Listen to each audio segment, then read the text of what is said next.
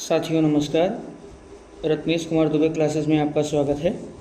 आज हम इटली के एक राष्ट्रवादी मेजनी के बारे में चर्चा करेंगे। ज्यूसेप्पे मेजनी एक बहुत बड़ा सितारा इटली में, और जो ये मेजनी है ये गणतंत्र में विश्वास करता है। ध्यान से सुनिएगा, यह किस में विश्वास करता है। एक मिनट।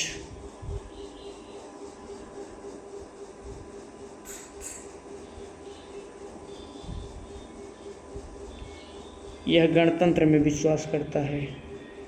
स्लाइड थोड़ा सा गड़बड़ हो गया, इसके लिए क्षमा चाहते हैं। ये फिर से सही हो जाएगा। मेजनी जो है वो गणतंत्र में विश्वास करता है। किस में विश्वास करता है? गणतंत्र में। ये सबसे महत्वपूर्ण की पॉइंट है। किस में? मेजनी में। मेजनी गणतंत्र में विश्वास करता है। इसका जन्म 1807 ईस्वी में जिनेवा में हुआ है।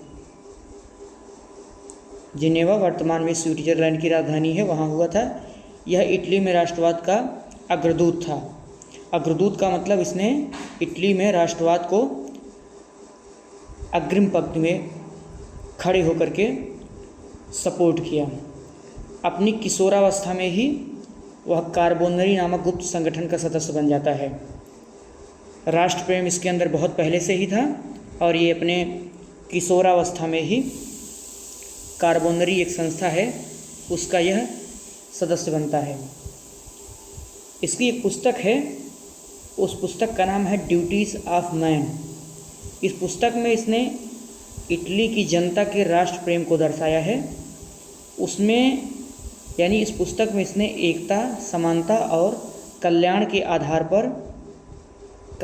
आधार पर इटली के एकीकरण पर जोर दिया है। किसने दिया? मेजनी ने। मेजनी ने कहा कि तुम पहले मनुष्य हो, उसके बाद किसी देश के नागरिक हो।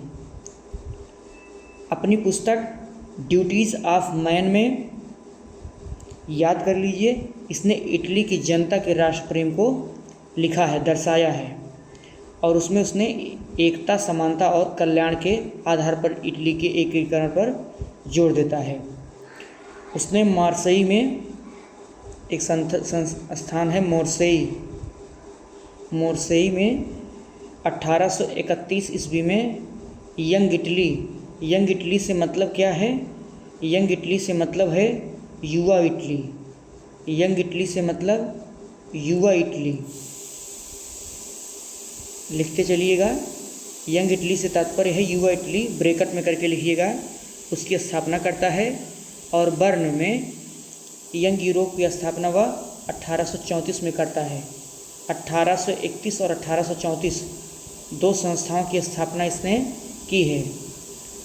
1831 में यंग इटली, जिसको हम युवा इटली कहते हैं, और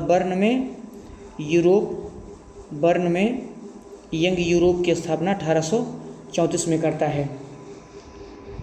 और जो यंग इटली है, इसने बहुत महत्वपूर्ण भूमिका निभाई है इटली की एकीकरण में।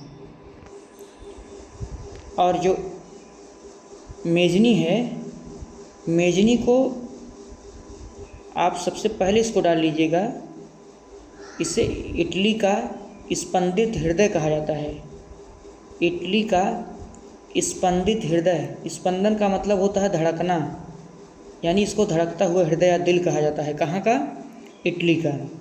किसको? मेजनी को। वह कहता था कि खंडित राष्ट्रों की एकीकरण के बाद ही प्रत्येक राष्ट्र में मानवता का विकास संभव होता है। ये किसका कथन है? मेजनी का। मेजनी गणतंत्रवादी विचारक था। ये गणतंत्र में विश्वास करता है। उसके इसी विचारों ने इटली के एकीकरण में महत्वपूर्ण भूमिका निभाई। मेटरनिक उसके बारे में कहता है कि हमारी सामाजिक व्यवस्था का सबसे बड़ा दुश्मन कौन है? मेजनी। कौन कहता है? मेटरनिक कहता है। मेटरनिक कौन है? मेटरनिक फ्रांस का चांसलर यानी प्रधानमंत्री है। वो कहता है कि हमारी सामाजिक जो व्यवस्था है उसका सबसे बड़ा जो दुश्मन है वह कौन है? मेजनी ही है। मेजनी के बारे में और जान लीजिए। मेजनी के जीवन का एक धर्म है, वह धर्म है राष्ट्र प्रेम और इटली का एकीकरण।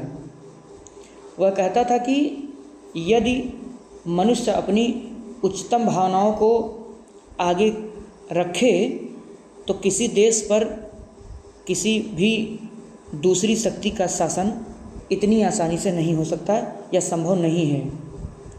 वह कहता है कि अपने गांव में जाओ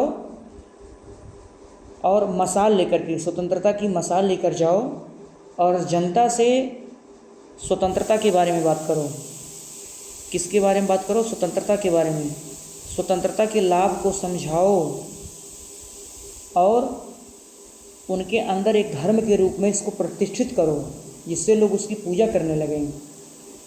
ये बहुत साहसी व्यक्ति था और इसकी जो यंग इटली है उसमें बहुत तेज़ी से उस समय में बच्चे भर्ती हुए और जब इसकी स्थापना हुई थी उसके कुछ ही समय बाद इसमें 60,000 सदस्य हो गए थे।